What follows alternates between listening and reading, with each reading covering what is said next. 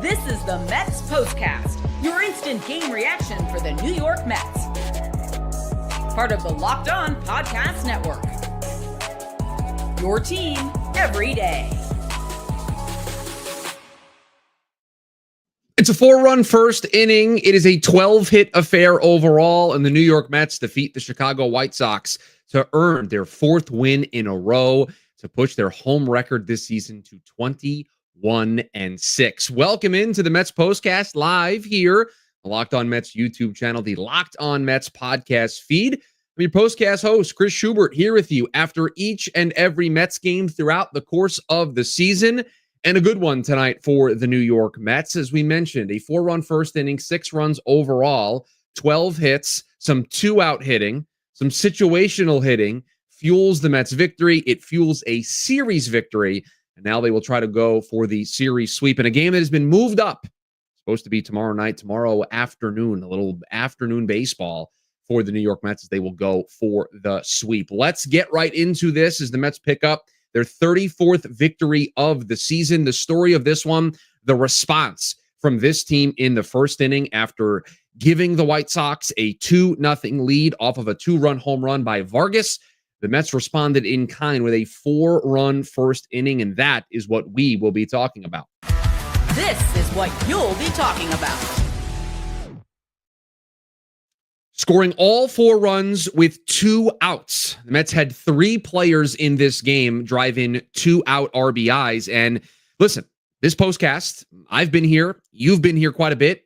It's a recurring theme. If we were playing Mets postcast bingo, something that has come up over and over and over again, the 2-out hitting, the hitting with runners in scoring position, the situational hitting, just those little things that the Mets seemingly haven't been able to do on a consistent enough basis. Well, for all of that, 4 runs in the first inning, all with 2 outs. A pair of 2-run home runs. First, Pete Alonso slugging a 2-run shot, and then it is Jared Young with his first hit as a New York Met, a 2-run home run that was able to make it 4-2. 3 Mets with 2-out RBIs, Alonso and Young there in the first inning, and then the insurance run that Francisco Lindor provided in the 8th inning, a 2-out single that scored Luis Angel Acuna. And once again, another day, another game in which we see Luis Angel Acuna's speed play dividends and help this Mets team score a insurance run. Comes in as a pinch runner on first base, steals second. He then is able to, on the attempted steal of second, base hit up the middle by Francisco Alvarez. He goes to third. Lindor with the 2-out knock. That is the insurance run that Reed Garrett didn't need, but you know what? You'll take it, especially with the way the White Sox responded in the 7th inning with 2 runs to make this a little closer than we all expected. But so nice to see the 2-out hitting. So nice to see the immediate response because you see Tylor Megill go out there, and we'll talk about Tylor a little bit more in depth in just a little bit. He goes out there, and he immediately gives up 2 runs and walked off the mound in Boston, feeling okay about himself, not great, feeling okay about himself, and wanted to get off to a good start. And he immediately spots 2 runs to Chicago. And you're thinking, oh no, here we go again. So really good to see the Mets respond the way that they did in that first inning. And the way that they did it with the 2-out hitting was awesome. I mean, in that first inning, let's make sure we do this in order. Starts off the game, Lindor strikes out swinging. Nimmo gets on base via an infield single. Soto lines out. So 1, 2, and 3. We got 1 man on, 2 men out. Feels like just we're going to miss a chance here. Alonso home run, Beatty singles, Jared Young home run, Vientos singles, McNeil singles, Alvarez singles, or Alvarez hit by pitch, excuse me. They just kept the rally going. Now, the Soto play, really interesting because it says here Soto lined out to first. It's not really what happened. It's not really the fair interpretation of how things went down there in that first inning. Soto hit a single, was trapped by Michael A. Taylor out there in center field. But Brandon Nimmo, I guess throwing it back to his Little League days, not knowing what the call was on the field, overruns Juan Soto. So Soto is called out. Nimmo gets to stay on first base. So that stopped Soto's opportunity to trot around the bases when Alonso hit the home run. But it's 4 runs on 6 hits for the New York Mets. At one point, before they changed the Soto single into a line out, is what they described it as, It was 7 Mets that got hits in a row, but then they ruled that Soto a fielder's choice instead of a hit.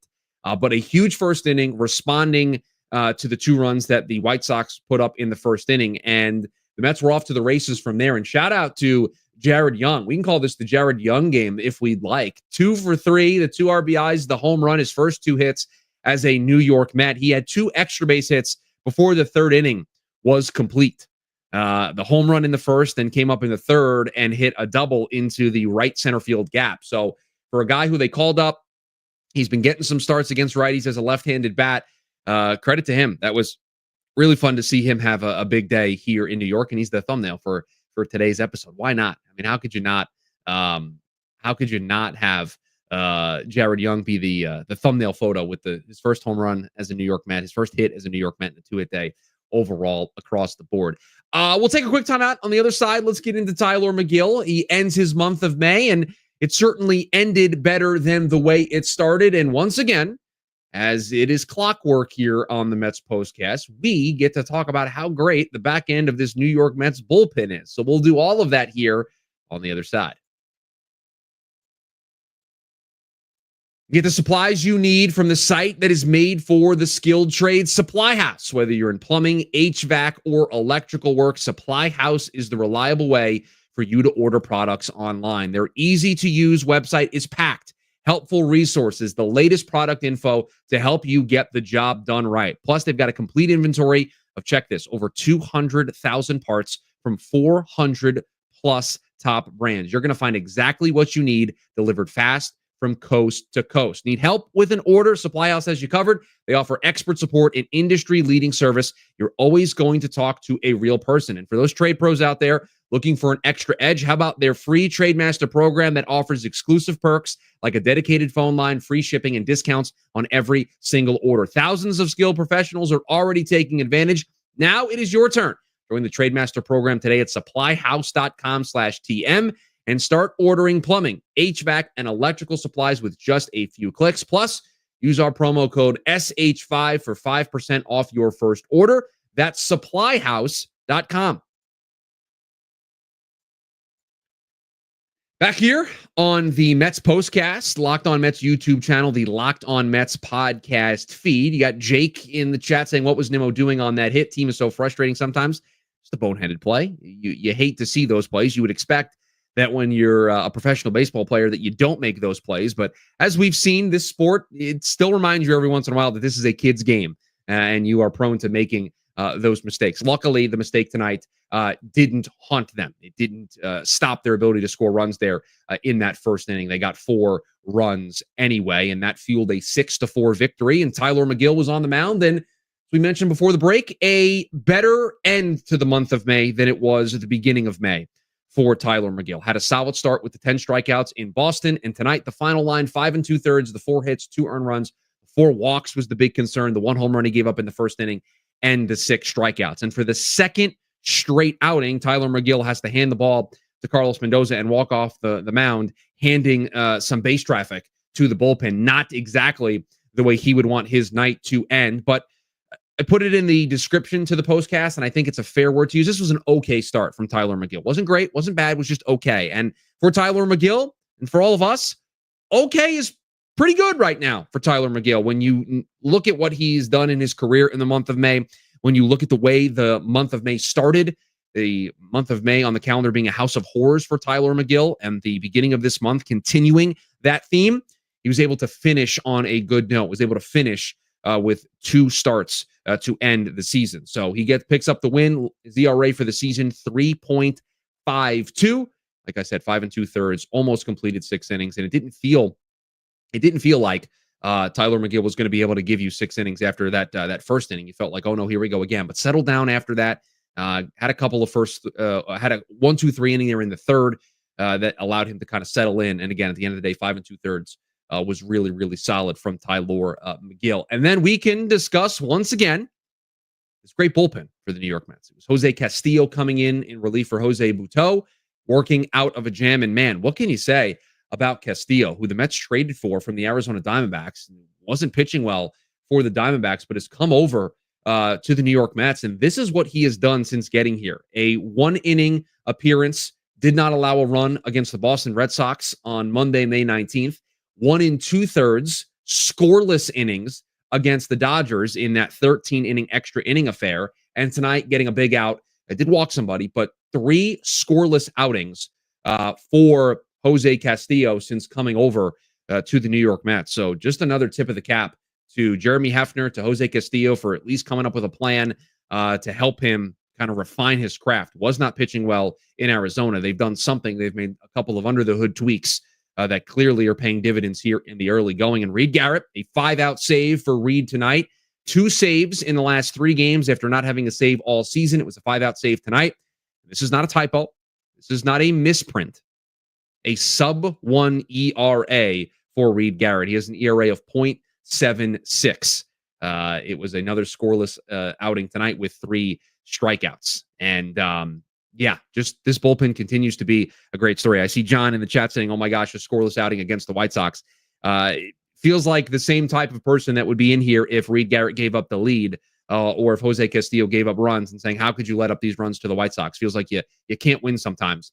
You play who's on the calendar, and against a team like the White Sox, this is exactly what you're supposed to do. And the Mets went out there and executed tonight. So it doesn't have to be pretty. We say it all the time. I'd rather win ugly than lose pretty. Tonight was more pretty for the New York Mets. Scoring runs, having some offense, 6 runs, 12 hits, multi-hit games scattered all over the place. But when you face a team like the Chicago White Sox who have 17 wins on the season, this is exactly how this is supposed to go. You are supposed to sweep a team like this. You are supposed to beat this team in both of these games, and you are supposed to just stack up wins. And that's exactly what the New York Mets are doing, 34-21 on the season. Multi-hit games, Francisco Lindor with 2 hits, Brett Beatty with 2 hits. We've already mentioned Jared Young with his 2 hits, Jeff McNeil with 2 hits. So multi-hit affairs all across the board. Looks like Francisco Alvarez may be turning a corner just a little bit. You maybe file away a night like this that potentially gets him going, a walk, a hit, back-to-back days where he's had a hit in the 8th inning to help things for the Mets and got on base via a hit by pitch. So on base 3 times for the Mets catcher hitting in the 9th spot. And we mentioned it earlier when talking about Lindor driving in that insurance run in the 8th inning. But Luis Angel Acuna continues to be an excellent weapon for this team. They use him as a pinch runner there in the 8th inning. Is able to get to third base on an attempted steal. Alvarez hits a ball right up the box, and Acuna can go first to third, and then is able to score on the single from Lindor. That doesn't happen without Acuna's speed. So that speed playing dividends once again for the New York Mets. The lineup tonight, we know we've been discussing the lineup construction, the lineup configuration for the Mets a lot recently. Lindor, Nimmo back in that 2-hole. Feels more traditional. I certainly like that better than Starling Marte being in that spot. I do wonder if at some point we'll get back to Soto being in the 2-hole. And I know he went 0 for 4 tonight, so he's still kind of fighting it a little bit, definitely fighting it a little bit, although 0 for 4 is a little unfair. He got a hit in this game. He put one down that Michael A. Taylor trapped, and the only reason why it's not considered a hit is because of a base running blunder by Brandon Nimmo. But I think at some point, Carlos Mendoza, the New York Mets, want to get back to the place of Lindor, Soto, Alonso, 1, 2, 3. Pete's big home run, we mentioned it earlier, but good to see him 16 away from the franchise record. So he's closing in on being the Mets all-time leader in home runs in that countdown. It was quiet for a little bit, but he's starting to heat back up 2 RBIs tonight. So again, just Chicago White Sox, this is what you're supposed to do. This is what it is supposed to look like. But I think we've all watched the Mets enough to know sometimes it doesn't necessarily always look like this. And sometimes you give these games away, and the Mets certainly were not going to let that happen tonight. And love the response that you saw from this team at the bottom of the first, immediately getting the lead back. And again, the 2-out hitting, the situational hitting that has been lacking a lot so far through the first 50-plus games of the season was on full display tonight for the New York Mets, who pick up a 6-4 win. I know they mentioned it on the broadcast, and I mentioned it here at the beginning of the show, but the time for tomorrow's game, because of weather, moved up.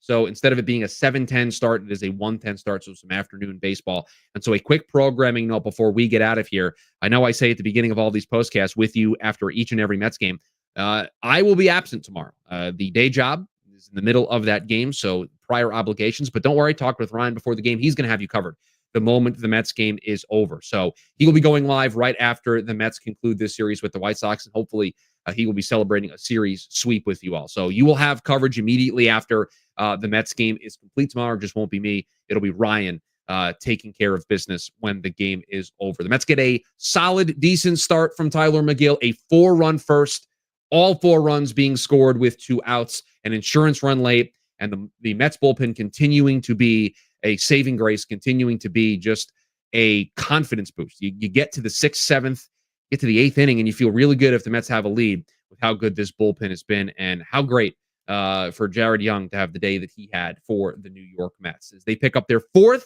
consecutive victory, they will go for a series sweep tomorrow, and they will go for 5 in a row in the finale tomorrow afternoon against the Chicago White Sox. And again, Ryan will be live the moment the game is over to break it all down with you all. But that will do it for us here on the Mets Postcast. Please, if you're new, rate, review, subscribe. If you're in the podcast feed, if you're on the YouTube side of things, hit that subscribe button, turn on that notification bell so that you are notified when we go live after each and every Mets game throughout the course of the season. It is a 12-hit affair. It's a 4-run first inning. It's some 2-out hitting, some great bullpen, and it is the New York Mets picking up their 4th consecutive victory. Have a good one, everybody.